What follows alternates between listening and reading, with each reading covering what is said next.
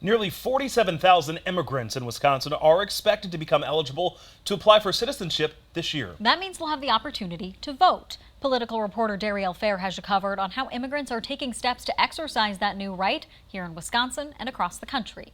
As the number of naturalized immigrants continues to grow at significant rates in recent years, it raises the question on how these new American voters are set to impact the outcome of this year's general election.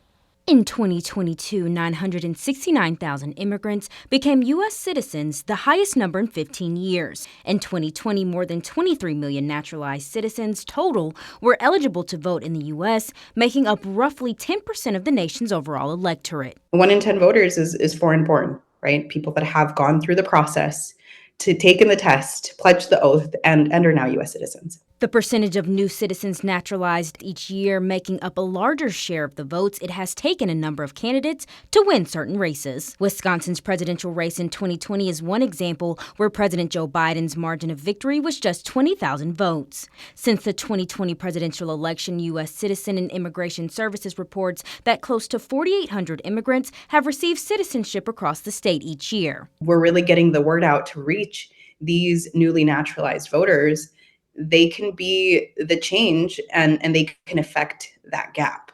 And we know that in states like Wisconsin, it doesn't take much. I spoke with Nancy Flores, Deputy Director for the National Partnership for New Americans based in Milwaukee. The organization supports immigrants, refugees, and asylum seekers through various programs, including helping naturalized citizens exercise their right to vote. Flores says while anti-immigration rhetoric and policies increased significantly under the Trump administration, it's resulted in a spike of lawful permanent residents applying for citizenship. She says new American voters are seeing a need to have their values considered. A democracy only works if as many voices that are a part of it are represented. And voting is not the only way we're represented, but it's one very important way for you to really make your voice heard. Flores says engaging naturalized citizens will be just as critical as outreach to any other voting bloc this cycle.